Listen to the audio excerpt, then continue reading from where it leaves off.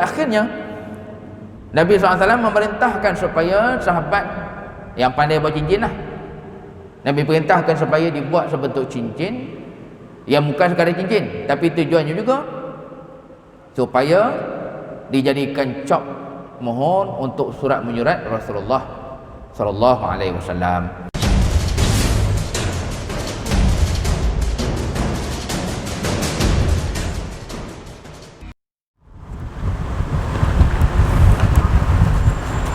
A'udzu billahi as-sami'il 'alim minasy syaithanir rajim. Bismillahirrahmanirrahim. Alhamdulillahi wahdah allazi sadaqa wa'dah wa nasara 'abdah wa a'azza jundahu wa hazamal ahzaba wahdah. Ashhadu wa nashhadu an la ilaha illallah wahdahu la syarika lah wa ashhadu anna Muhammadan abduhu wa rasuluh.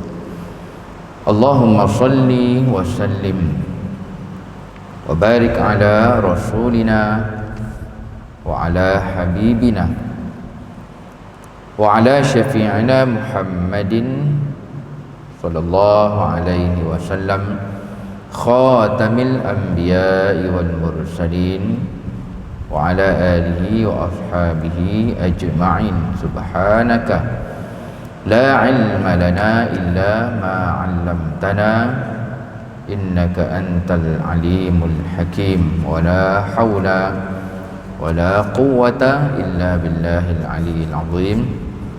Assalamu alaikum warahmatullahi wabarakatuh.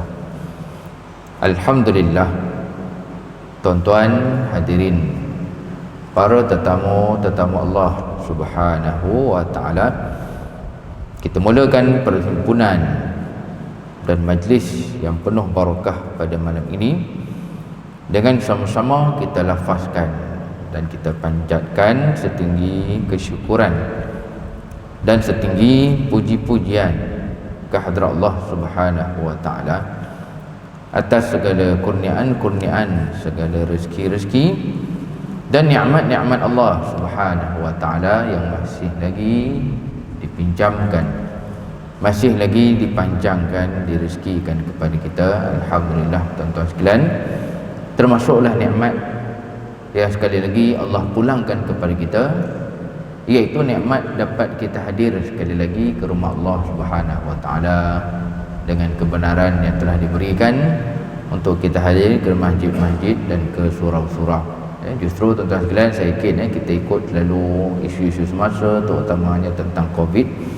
Maka saya pasti tuan-tuan sekalian, kita tahu dah berita-berita yang melibatkan tempat-tempat yang ditutup semula. Dia janganlah kata masjid saja yang kena, janganlah kata surau saja yang ketat.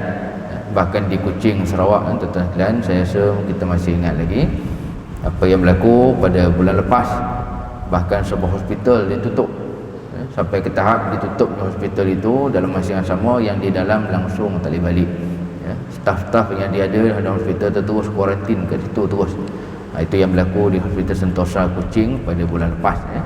Jadi itulah juga yang berlaku di Perlis, 12 masjid ditutup semula. Di Shah Alam pun begitu, satu surau ditutup semula. Justru yang kita hadapi ini sesuatu yang real. Tak perlulah kita anggap ini konspirasi, ala ustaz ini teori-teori je. Sedangkan mereka yang terlibat di lapangan, doktor-doktor, nurse-nurse dan sebagainya, mereka bersusah payah untuk kita. Kalau kata masjid surau ketat sangat, sekarang ni kita lihat hospital pun ada dah kena tutup dah. Jadi yang betulnya, inilah ikhtiar kita. Mudah-mudahan Allah Ta'ala mengiranya sebagai usaha kita untuk menjaga nyawa dan menjaga kesihatan, yang ia merupakan satu daripada perintah Allah SWT. Baik tuan-tuan sekalian, kita sambung malam ni dalam pembincangan berkaitan dengan diri baginda, peribadi baginda daripada kitab Syama'il Muhammadiyah, dalam bab yang menyentuh tentang cincin Rasulullah sallallahu alaihi wasallam. Yang mana bab cincin yang sedang kita bincang ini adalah bab cincin yang pertama. Kerana dalam Syama'il ini, kalau tuan-tuan ada boleh tengok, yang dihimpunkan di dalam kitab ini ada 2 bab berkaitan dengan cincin Rasulullah SAW. Jadi kita masih lagi dalam bab ini. Hadis yang kedua yang diriwayatkan oleh Sayyidina Abdullah bin Umar ataupun juga dikenali sebagai Ibnu Umar, di mana beliau bercerita Nabi SAW mempunyai sebetul cincin daripada perak dan baginda mengecop mohor ataupun surat-surat lah. Ini kalau siapa yang ingat lagi, kita dah sebut dah pada bulan lalu, antara tujuan Nabi buat cincin adalah untuk digunakan sebagai cop ketika mengutuhkan surat. Surat kepada siapa ni? Mengutuhkan surat kepada kerajaan-kerajaan luar untuk tujuan berdakwah, tujuan menyebarkan Islam. Di antara kegunaan cincin baginda untuk mengecop mohonnya ke surat-surat tersebut. Tapi yang menarik untuk sekalian, Ibnu Umar kata, akan tapi baginda tidaklah memakainya. Maknanya Nabi ada cincin yang memang sesuai dengan jari baginda pun boleh masuk, tapi baginda tidak memakainya, hanya digunakan untuk cop, untuk urusan surat menyurat kepada kerajaan-kerajaan luar. Baik, hadis ini panjang, kalau siapa ada kitab boleh tengok ulasannya agak panjang, kerana memang ada isu sikit. Isu yang pertamanya berkaitan dengan Nabi tidak memakainya. Ini apa yang dikatakan oleh Abdullah bin Umar. Saya yakin tuan-tuan sekalian kita tahu Abdullah bin Umar sahabat yang unik sebenarnya. Beliau secara keluarganya anak kepada Sayyidina Umar. Tapi kata para sahabat, mereka biasa jumpa, biasa bertemu Abdullah bin Umar, biasa tengok Abdullah bin Umar ni uniknya, beliau ni kalau dibandingkan dengan ayahnya, beliau bahkan lebih mirip ataupun lebih menyerupai Rasulullah sallallahu alaihi wasallam. Walaupun Abdullah bin Umar ni anak siapa? Anak Sayyidina Umar. Tapi dia punya gaya, dia punya tindakan, dia punya perbuatan, bahkan berpakaian dia pun, kata sahabat, Abdullah bin Umar ni bahkan lebih mirip, lebih serupa dengan Nabi SAW. Dan ini perkara yang kalau saya yakin tuan-tuan sekalian, kalau berlaku di kalangan kita, kalau berlaku dalam kejiranan ni, Masjid Nurul Ihsan ni, ada di kalangan jemaah kita yang anak orang tu serupa macam jiran sebelah, mungkin kalau jadi gitu gaduh lah kita kot. Ini anak aku ni tapi rupa macam jiran sebelah pula. Ini perkara yang mungkin kita tak boleh menerimanya kalau dalam kehidupan sebenar. Tapi dalam masa yang sama, begitulah Abdullah bin Umar, beliau mirip dengan Nabi SAW walaupun beliau sebenarnya anak kepada Sayyidina Umar. Dan beliau juga antara 7 ataupun 6 sahabat yang paling banyak meriwayatkan hadis Nabi SAW. Di kalangan sahabat sama Madinah ni, yang banyak meriwayatkan hadis ini dikumpulkan dalam 6 orang kalau tak salah lah. Dia Abdullah bin Umar salah seorang daripadanya. Maknanya dia kerap dan akrab bersama-sama dengan Nabi. Yang menariknya, beliau meriwayatkan satu hadis yang nampak zahirnya macam bertembung. Kerana kata beliau, Nabi tak pakai cincin itu, Nabi guna untuk ucap surat menyurat. Baik tuan-tuan sekalian, hadis ini memberi beberapa penjelasan. Penjelasan pertama, hadis ini menunjukkan dan membuktikan bahawasanya Nabi SAW bukanlah mempunyai satu bentuk cincin sahaja. Bila kita kumpulkan hadis-hadis yang banyak tentang cincin Nabi ini, ulama majoritinya pendapat bahawa Nabi SAW mempunyai 2 bentuk cincin. Dia bukan satu saja. Maka boleh jadi yang Abdullah bin Umar nampak ni adalah cincin yang untuk cop tu. Tengok Nabi tak pakai pun, tengok ada kat jari tak ada pun. Lagi-lagi bila cincin ni disimpan pula oleh sahabat yang lain. Ini kita ada cerita itu, sahabat yang namanya Mu'aikib, Nabi amanahkan kepada beliau untuk simpan cincin ini.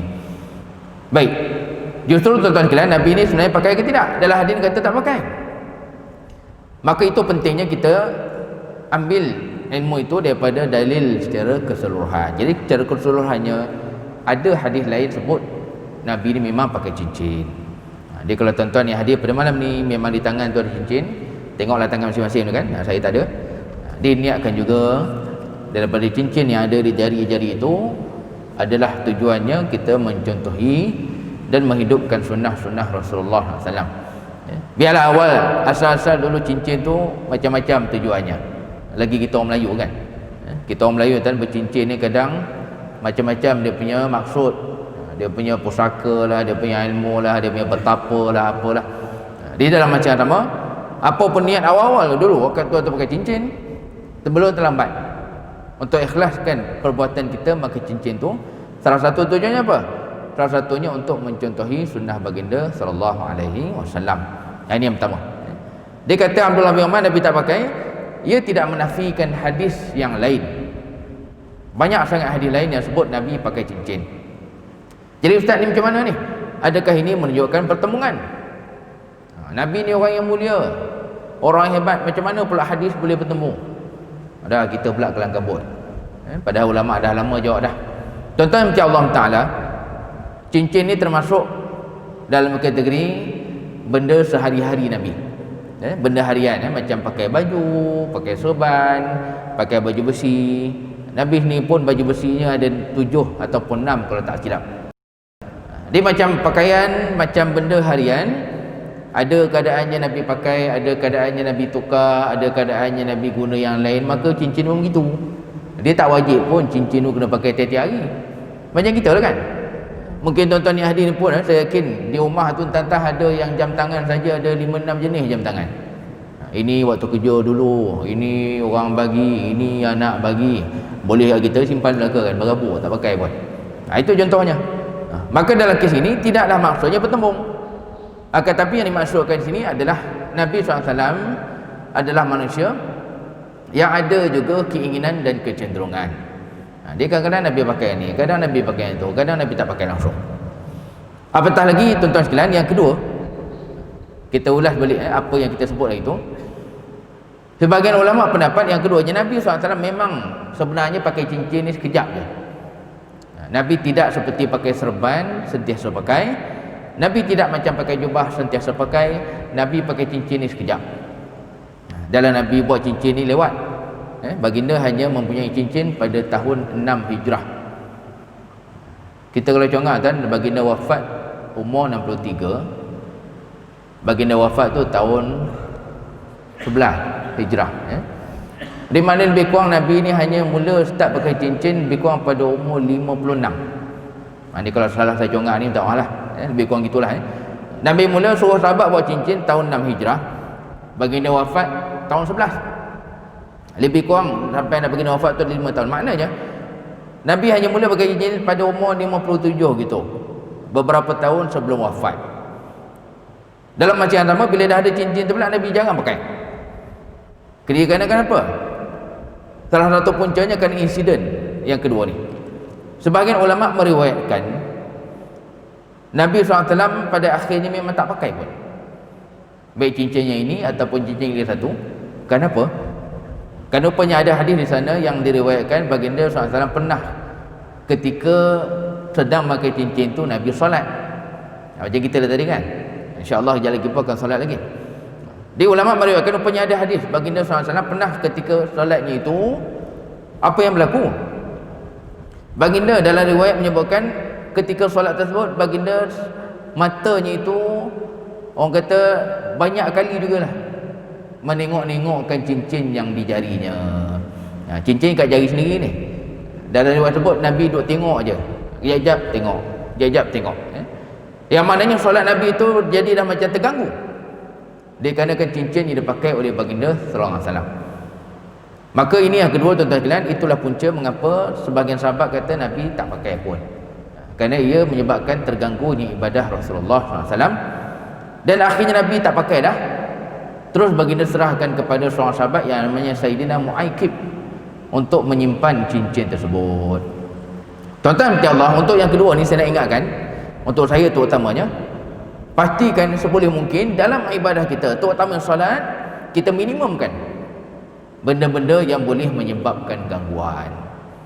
Ini penting Kalau kita nakkan solat kita diterima tuan, kena usahakan. Melainkan kalau kita rasa solat ni pakai halal je. Alah ustaz dah sembahyang tadi kejadian dah tu, apa lagi nak? Okey tu maghrib saya 3 tadi, bukannya 2 rakaat pun. Jadi kalau kita jenis macam tu je daripada dulu sampai sekarang, daripada muda sampai ketua macam tu je, tak ada rasa nak buat yang lebih maka kita rasa mungkin okey dah. Walaupun entah macam mana solatnya, khusyuk ke tidak, walaupun entah sempurna ke tidak, tak tahu. Tapi kalau kita usaha untuk tingkatkan amalan dan ibadah, ini salah satunya, minimumkan gangguan di dalam solat. Baik tuan-tuan sekalian, banyak saya rasa di sini pun kat yang sama kot. Tak tahu nampak ke tidak. Banyak tempat-tempat masjid surau yang meletakkan sign supaya silentkan handphone. Yang kalau bagusnya, kalau mungkin tak ada apa-apa yang urgent kan, kita tutuplah off telefon. Kalau kata tak bawa langsung ni mungkin bahaya juga. Saya pribadi dan kalau bawa datang ke masjid surau tak bawa handphone ni risau juga. Anak-anak di rumah tu kecil, takut di rumah tu anak gitu ke gini ke, orang rumah call tak dapat. Jadi maknanya kalau boleh tuan-tuan sekalian, kita datang ke masjid ke surau, contoh kita minimumkan gangguan, handphone kita terutamanya. Kalau tidak off pun silent lah. Vibrate pun kalau boleh jangan. Sebab apa lah, vibrate pun kadang kita tengah rukuk, tengah sujud tu goyang-goyang lah kita punya poket kan. Aku tengah sembahyang ni, bergoyang pula handphone dalam poket. Jadi nak katanya, meminimumkan gangguan ketika ibadah, ketika solat, itulah yang dibuat oleh Rasulullah SAW. Jadi tuan-tuan sekalian, siapa yang pakai cincin dalam contoh hadis lah, siapa yang pakai cincin ada di jari kanan, ada yang jari kiri, ada dekat tangan mana-mana pun, ingat jangan sampai cincin tersebut merosakkan solat kita. Jangan sampai kita terleka kerana apa yang kita pakai. Di zaman Nabi dulu mungkin cincin je, zaman sekarang tak macam-macam lagi. Antara yang menyebabkan gangguan ketika solat selain cincin, yang terbaru sekarang ni apa? Yang terbaru sekarang ni jam. Lagi-lagi sekarang ni jam canggih-canggih belaka. Ramai tuan-tuan yang hadir malam ni mungkin ramai yang pakai jam ni, iaitu jam yang jenis fitnah tu. Jam yang boleh tahu nadi kita berapa, jam yang boleh kira langkah kita. Jam-jam tu tuan canggih. Kalau yang harga ribu-ribu, 2, 3, 4 ribu tu, dia punya skrin tu dah macam handphone dah. Hatta boleh jawab telefon pun pakai jam. Dia macam cerita James Bond, macam movie dalam filem kan, orang jawab telefon dalam jam tu kan dah boleh dah. Tinggal kita nak beli ke tidak aja. Jadi sekarang ini antara contohnya. Handphone tu memang dalam poket dah, tapi gangguan tu berlaku dengan jam yang dipakai di tangan. Jap-jap tengok berapa langkah dah aku, jap-jap tengok berapa kita punya nadi. Sebab jam sekarang memang canggih semua. Ada bahkan jam yang dia boleh tahu kita sekarang berada di paras mana, berapa ribu kaki daripada laut pun dia boleh kira, padahal jam tu duduk kat tangan je. Ini tuan-tuan sekalian, mudah-mudahan janganlah apa yang ada di tubuh kita, terutamanya cincin, jam tangan dan sebagainya, sampai merosakkan kekhusyukan dan juga ibadah kita kepada Allah SWT. Malu kat Nabi. Nabi bila sampai tahap asyik duk tengok cincin, Nabi buka terus. Adik kita kan, saya yakin yang hadir pada malam ni khususnya, mudah-mudahan tak terganggu lah. Bukan maknanya tak boleh pakai, tuan-tuan sekalian boleh je pakai. Nak pakai jam kiri kanan pun tak apa. Ini pun saya biasa jumpa dah. Biasa dah saya jumpa kan, orang sekarang pakai kiri kanan ada. Yang sebelah satu tangan ni jam betul-betul, jam biasa. Satu tangan lagi jam juga, tapi jam yang jenis fitnah tu. Oi, kiri kanan sekarang ni. Jadi maknanya kalau sampai tak betul pun okey, tak ada masalah, tapi pastikan janganlah apa yang kita pakai itu merosakkan amalan, menghilangkan kekhusyukan kita di dalam ibadah yang dilakukan. Jadi kalau tuan-tuan yang tak pernah buat, tak terfikir nak buat, di luar sana kan ramai orang yang bukan macam kita. Jangan pakai borong semua. Alah Ustaz, saya tak nak jumpa pun, saya tak tahu pun. Awak yang tak tahu, kita yang tak tahu kan. Di luar sana bersepah je mereka-mereka yang bahkan terleka dengan jam-jam yang dipakai, terleka bila membilik cincin-cincin yang dipakai. Baik, Alhamdulillah, selesai hadis ini yang mana diriwayatkan daripada Abdullah bin Umar tentang cincin baginda sallallahu alaihi wasallam. Baik, kemudian hadis seterusnya kita tinggalkan. Tuan-tuan kalau siapa yang ada kitab tu boleh tengok, hadisnya hampir sama aja. Cerita hadis lepas tu pasal cincin perak juga. Lalu terus kita lihat hadis yang berikutnya, iaitu hadis yang keempat daripada bab ini. Hadis ini pula diriwayatkan oleh Sayyidina Anas bin Malik, yang mana beliau menceritakan tatkala Nabi SAW ingin mengutus surat kepada raja-raja Ajam. Ajam ni kalau siapa boleh tengok dalam bahasa Arabnya, ia istilah kepada mereka yang selain Arab. Ini bukan untuk menghina, bukan untuk merendahkan. Macam kita kan, kita ni walaupun Melayu, tapi bagi orang Arab kita ni ajam. Sama ada kita ni Cina ke, India ke, Jepun ke, Amerika ke, Eropah ke, bagi orang Arab selain daripada Arab tu gelarannya ajam. Ini bukan gelaran untuk menghina, merendah-rendah, tapi untuk mudah nak panggil. Itu setiap Arab lah. Bagi orang Arab nak bagi mudah panggil, selain Arab dia panggil ajam. Baik. Lalu raja-raja luar ni, raja-raja kerajaan luar, sama ada Parsi, sama ada Rom, ni cerita zaman Nabi lah. Nabi nak hantar surat dengan tujuan utamanya apa? Tujuan utamanya untuk menyeru mereka, mendakwa mereka kepada Islam, kepada agama Allah SWT. Lalu sahabat bagi nasihat. Ini cerita yang kita sebut tadi. Dia memang ada hadis sahih. Sahabat menasihatkan, wahai Nabi, mereka-mereka yang merupakan ketua-ketua kerajaan ni, ialah kerajaan ni tuan yang kata zaman kita, zaman dulu pun dia dah ada struktur dia. Ini pun saya kagum jugalah. Sampai zaman kita kadang-kadang kita buat kerja pun sambil lewa kan. Surat tak ada, kertas kerja tak ada, tulis tak ada, plan tak ada. Lagi kalau dalam keluarga kadang tu apa benda nak buat pakai langgar je, perancangan pun tak ada. Dia bayang tuan sekalian, ni cerita zaman Nabi ni lebih lama daripada zaman Jepun, lebih lama daripada zaman Melaka pun. Zaman Nabi lagi punyalah bersistem pemerintahan zaman dulu. Hatta surat masuk, surat keluar tu pun mesti ada dia punya pengesahan dia. Bukan pakai cincai je, pakai tulis lipat-lipat, hantar burung kan, burung hantar. Pakai tulis lipat-lipat, bagi utusan hantar. Zaman tu lagi dah ada cara untuk memastikan dokumen itu mestilah ada sesuatu yang mengesahkan dia. Ini yang sahabat beritahu, wahai Nabi, mereka tidaklah menerima surat-surat yang dihantar kepada mereka, melainkan bila ada surat itu di dalamnya cap mohon yang mengesahkan. Terutamanya mohon ni saya kira kita faham, mohon ni biasanya melibatkan kedaulatan, melibatkan kerajaan kan? Jadi nak bagi nampak sah, nak bagi nampak valid, maka itulah nasihat para sahabat. Jadi boleh jadi kemungkinannya ada sebagian sahabat ni yang dah biasa, mereka biasa berurusan dengan kerajaan asing. Mungkin ada sebagian juga bukan orang Mekah, orang Madinah pun, mereka biasa pergi Rom ke, pergi Parsi ke. Jadi mereka bagi tahu, mereka kongsi pengalaman yang mereka tahu itu dengan Nabi SAW. Ini sekaligus tuan sekalian, nanti dalam pengajaran kita akan sebut melakukan suatu urusan dengan bersistem dan juga dengan teratur itu memang sebahagian daripada agama. Malu kita kita kena malu tuan kalau pada kita agama tu semayang aja. Kita kena malu dengan Nabi kalau pada kita agama tu apa? Agama tu ibadah aja. Agama tu apa? Derma aja. Kadang orang kita bila jumpa tabung kelang kabut, oi, lintang pukang nak menderma kan. Tabung tak datang pun awak pergi kat tabung. Tapi jangan ingat itu saja agama. Agama dan syariat termasuklah salah satunya menguruskan sesuatu dengan teratur. Baik, jadi Nabi pun ikut. Bila begitulah sarananya, itulah amalannya Nabi ikut. Nak kata tuan sekalian, walaupun mungkin pada kita benda dunia, tapi bila tujuannya untuk kebaikan kepada Islam, maka itulah contoh yang Nabi tunjuk. Dalam konteks masa tuan-tuan sekalian, saya nak kongsikan isu yang tengah hangat sekarang ni lah. Kita sekarang berada di suasana banyaknya ancaman COVID tak habis-habis lagi ni. Jadi sekarang dah mula timbul dah macam-macam yang ditulis di Facebook, di internet dan sebagainya berkaitan dengan langkah-langkah pencegahan ni. Tak betul lah, gitulah, gini lah. Dalam masa yang sama, langkah yang kita buat ini bahkan ia langkah yang sama dilakukan di Masjidil Haram. Bayang tuan sekalian, musim haji itu cuba ingat balik, tak pernah berlaku dalam sejarah dunia yang melakukan ibadah haji itu 1000 orang je.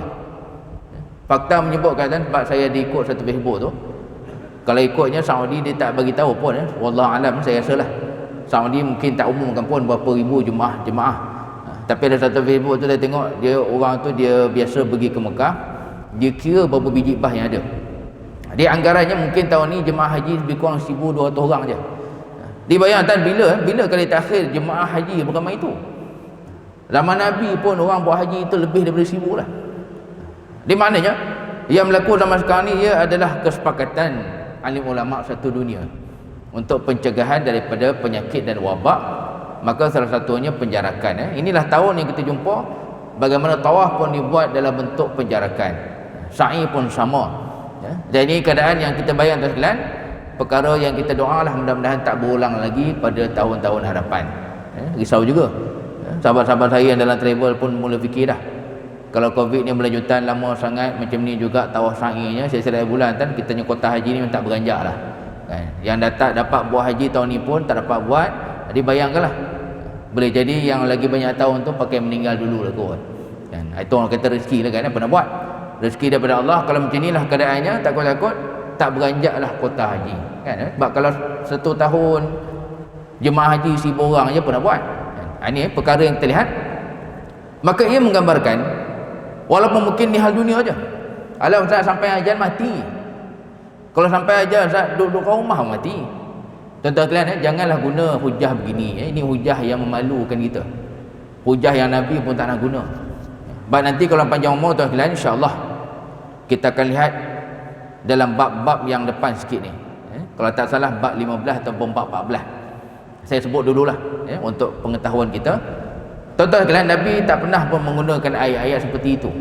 Ajal ni akan datang aja macam mana pun, duduk kat rumah pun boleh mati. Dan Nabi tak guna perkataan tu. Kenapa? Kerana bayangkan Nabi dalam berikhtiar dan berusaha. Bahkan Nabi juga orang yang paling hebat. Jangan kata Nabi ni hebat ibadah aja. Buktinya apa? Dan saya sebut dulu, kita tak sampai lagi babnya. InsyaAllah kalau panjang umur kita akan sampai bab tersebut, iaitu bab baju besi Nabi. Dalam bab baju besi Nabi, Imam Tirmizi membawakan satu hadis yang betul-betul lah mungkin kita pun tak nak dengar. Hadis ni mungkin kalau siapa dah pergi ziarah ke Uhud, jadi tuan-tuan kalau siapa yang dah pergi ke Uhud tu mungkin tahu kan, dekat Uhud tu ada dia punya lapangan dia, ada makam-makam sahabat-sahabat tu. Dia rupanya kata sahabat dalam hadis sahih, Nabi ketika peperangan Uhud, baginda ni kelihatan tak cergas. Orang kata tak cergas, tak lincah. Bukan Nabi tak sihat, Nabi sihat je.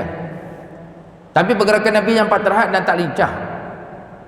Sampai ke tahap sahabat pun datanglah kat Nabi. Antara yang datang kat Nabi ni seorang sahabat namanya Sayyidina Talhah. Dia Talhah ni bila datang jumpa Nabi, rupanya Nabi minta dia supaya rendahkan badan dan Nabi nak panjat dia. Sebab apa? Sebab Nabi nak naik ke tempat tinggi. Dalam riwayat sebut, sebelum Talhah tu datang, Nabi tak dapat nak panjat bukit ke, nak naik tempat tinggi, tak dapat. Dia datang Talhah tu, dia pun rendahkan badan dia, dia angkat Nabi. Dan sahabat yang nampak ni kata apa? Nabi mendoakan supaya Talhah ni dijamin syurga oleh Allah Ta'ala. Wajib kata Talhah syurga. Masalah tu sekalian, Nabi apa hal jadi tak cergas tu? Jadi tak lincah tu kenapa? Padahal Nabi ni orang yang fit. Nabi ni bergusti, Nabi ni orang yang cergas.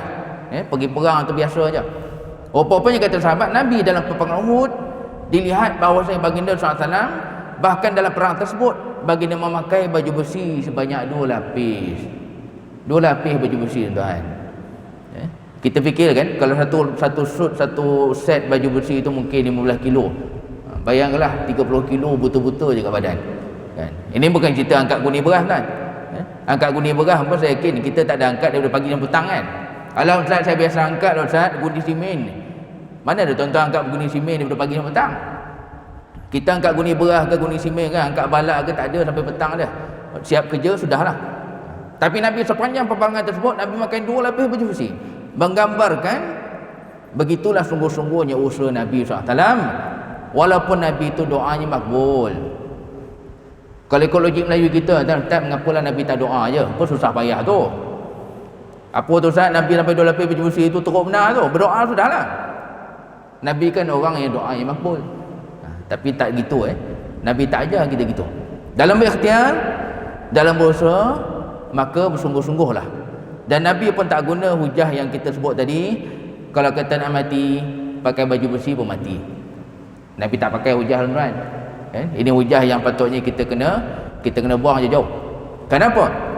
Kerana Nabi bahkan menunjukkan tauladan bersungguh-sungguhnya baginda di dalam usaha dan ikhtiarnya. Jadi bayangkan tuan, saya pun jangan kata nak pakai. Tuan-tuan yang hadir saya tak tahulah. Tapi kalau saya pribadi, jangan kata nak pakai baju besi, kita tengok baju besi pun tak pernah. Saya pribadi pun tak pernah tengok macam mana rupa baju besi depan mata. Nak Google tu boleh lah kan. Tapi kalau tengok depan mata saya tak nak jumpa lagi macam mana rupa baju besi. Dia bayangkan Nabi sampai 2 lapis baju besi yang baginda pakai dalam perang Uhud. Menunjukkan begitulah bersungguh-sungguhnya ikhtiar yang dibuat oleh Rasulullah SAW. Nabi tak guna hujah dan alasan macam mana pun mati juga. Nabi tak guna hujah dan alasan kita doa aja. Tapi baginda tunjukkan kesungguhan di dalam usahanya. Baik, jadi tuan-tuan sekalian, itulah antara yang kita sebutkan tadi. Maka dalam urusan ni pun sama. Walaupun Nabi ni Rasulullah, aku ni Rasul, aku ni manusia terbaik, dalam keadaan Nabi tidak gunakan hujah tersebut untuk menolak tata cara pengurusan, pengurusan ataupun perkara-perkara dunia ni Nabi tak tolak 100%. Jadi dalam perkara ini Nabi terima. Daripada apa yang sahabat nasihatkan ini, akhirnya Nabi SAW memerintahkan supaya sahabat yang pandai buat cincin lah, Nabi perintahkan supaya dibuat sebentuk cincin yang bukan sekadar cincin, tapi tujuannya juga supaya dijadikan cop mohon untuk surat menyurat Rasulullah sallallahu alaihi wasallam. Jadi lepas pada tu, lepas daripada sahabat tu kata Nabi, mereka-mereka ni nak surat-surat yang ada cop mohon, barulah Nabi arahkan untuk dibuat sebentuk cincin. Sekaligus tuan sekalian, walaupun mungkin kita rasa ini benda dunia, kita rasa lah ini urusan birokrasi je, tapi itu tak pernah pun disebut oleh baginda sallallahu alaihi wasallam. Bahkan Nabi memulakan cop mohon di dalam surat menyurat yang baginda hantar. Baik tuan-tuan sekalian, lalu kata Anas, setelah cincin tu siap, dia cincin perak lah ni, kata Anas, setelah cincin tu siap, aku masih teringat bagaimana sinarannya itu betul-betul masuk dalam fikiranku. Maknanya cincin tu bersinar sungguh. Ialah zaman dulu kan, zaman dulu tu kalau kata perak tu perak pure lah, betul-betul kan. Kalau mah tu mah betul lah. Dia kata Anas, cincin tu daripada perak, tapi dia yang bersilau tu bersilau sungguh. Sampai ke hari ni aku masih ingat lagi macam mana silauannya. Itu kata Sayyidina Anas bin Malik tentang cincin Nabi yang juga merupakan cop mohor Rasulullah sallallahu alaihi wasallam. Baik tuan-tuan sekalian, kemudian hadis seterusnya yang juga hadis yang terakhir daripada bab ini juga diriwayatkan daripada Anas bin Malik, iaitu dalam isu seterusnya, Ustaz, kalau cincin tu dia jadi cop, maknanya tulisan apa yang tertulis tu? Dia kalau ada yang tanya-tanya, Ustaz apa yang tulis? Pejabat Nabi ke kan? Pejabat setiausaha ke benda ke? Dia yang tertulis di cincin tersebut yang Nabi suruh buat tu, kata Anas bin Malik, tulisan terukir pada cincin Nabi SAW itu ialah Muhammad Rasulullah, iaitu Muhammad pada baris yang atas, Rasul baris kedua, dan Allah pada baris yang ketiga. Di mana cincin yang kecil tu ada 3 baris perkataan. Yang atas sekali Muhammad, baris kedua Rasul, baris ketiga Allah, Muhammadun Rasulullah. Itulah perkataan yang tertulis di cincin tersebut, yang sekaligus merupakan cop mohon surat menyurat kerajaan Islam Madinah. Kerajaan Islam Madinah bila hantar surat, itulah dia cop dia, tertulis Muhammadun Rasulullah. Tuan-tuan sekalian, diukir Muhammadun Rasulullah ni, kalau siapa nak tengok gambarannya boleh google pun. Siapa yang ada handphone boleh google sekarang. Google cincin Nabi, ada gambar dia lah. Cuma kalau dia tanya, Ustaz, gambar yang ada ni tu ke dia cincin tu? Ataupun kalau dia tanya, Ustaz, cincin ni masih ada ke? Sebab saya google dekat internet, ada gambar. Saya google dekat internet, ada dalam museum. Jadi cincin ni ada lagi ke tidak? Tuan-tuan percaya Allah Ta'ala, kalau isunya cincin ni masih ada ataupun tidak zaman kita ni, ini yang saya sebut dalam kuliah kita yang lalu. Cincin ini kalau tuan-tuan jumpa gambar dia ke, pernah tengok dekat museum ke, hakikat tuan sekalian, cincin Nabi yang betul-betul ni dia dah lama hilang, ataupun orang cerita dah lama tak ada dah. Dalam kisah yang kita sebutkan dahulu, cincin Nabi yang terukir Muhammad Rasulullah ini akhirnya hilang dikarenakan terjatuh dalam sebuah telaga di Quba. Telaga yang ada di halaman Masjid Quba tu lah. Saya tak ingat apa nama telaga tu. Dia Sayyidina Mu'aikib je lah. Beliau ditakdirkan Allah umur dipanjang, dia menjadi penyimpan cincin Nabi. Baginda wafat, naik Abu Bakar, Mu'aikib ni masih hidup. Lepas tu naik Sayyidina Umar jadi khalifah, Mu'aikib ni pun masih hidup. Naik Sayyidina Osman jadi khalifah, dia pun masih hidup. Dia berlalu 3 khalifah kan, daripada Abu Bakar, Umar, Osman. Berlalu 3 khalifah ni, 3 khalifah ni tak ubah apa-apa pun. Tetaplah Mu'aikib yang menyimpan cincin tersebut. Dia mungkin waktu nak guna tu mereka minta lah kot, ataupun mungkin mereka buat cincin lain kan, tak tahulah. Sebab cincin tu tulis Muhammadur Rasulullah. Dia berlaku kisah ini, insiden ni berlaku di zaman Sayyidina Osman, wallahu alam. Asal-usulnya tak tahu macam mana. Tapi dalam hadis sahih menyebutkan cincin Nabi yang tertulis Muhammadur Rasulullah ini ditakdirkan Allah SWT terjatuh di dalam sebuah telaga, yang mana telaga itu berada di halaman Masjid Quba. Wallahu alam ada lagi ke tidak telaga tersebut. Masjid Quba ni adalah, saya yakin tuan-tuan dah pergi kan, siapa dah pergi umrah, dah pergi haji, mesti dah pergi dah Masjid Quba ni. Di halaman masjid ni dulunya ada telaga, terjatuh dalam tu. Lalu bila terjatuh, inilah sahabat-sahabat sayang kan, ni pengalaman dan juga mereka punya ingatan terhadap Nabi. Macam kita lah kan, bapa punya barang, mak punya barang, isteri punya barang, dia mungkin kenangan.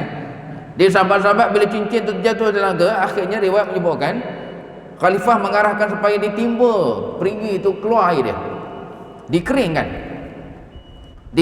air telaga tersebut dan dicari. Dalam riwayat menyebutkan dicari cincin yang jatuh dalam telaga itu selama 3 hari, dan dengan takdir Allah 3 hari cari itu tak jumpa-jumpa. Jadi mana dan lepas cincin itu jatuh terus hilang. Dan itulah riwayat menyebutkan rupa-rupa dan hilang bila dikaitkan dengan sirah, mula daripada jatuh cincin itulah bergoncangnya kerajaan Sayyidina Osman. Jadi kerajaan Sayyidina Osman ni mula jadi banyak masalah apa semua setelah hilangnya cincin Rasulullah sallallahu alaihi wasallam. Jadi tuan-tuan sekalian, itulah perkongsian kita pada malam ni. Kita dapat habiskan bab cincin baginda, alhamdulillah. Dia mudah-mudahan dapat kita ambil manfaatnya, terutama bagi siapa yang pakai cincin lah. Tuan-tuan yang hadir pada malam ni, kalau ada pakai cincin, niatkan juga cincin tersebut kita menghidupkan sunnah Nabi sallallahu alaihi wasallam. Wallahu alam. Aqulu qawli hadza, wassalamualaikum warahmatullahi wabarakatuh. A'udzubillahi minasyaitonir rajim. Bismillahirrahmanirrahim. Alhamdulillah, salatan wassalamun ala Rasulillah. Allahumma ja'alna minal ladzina yastami'una al-qawl fayattabi'una ahsanah, wa sallallahu ala sayyidina Muhammad. Alhamdulillahirabbil alamin.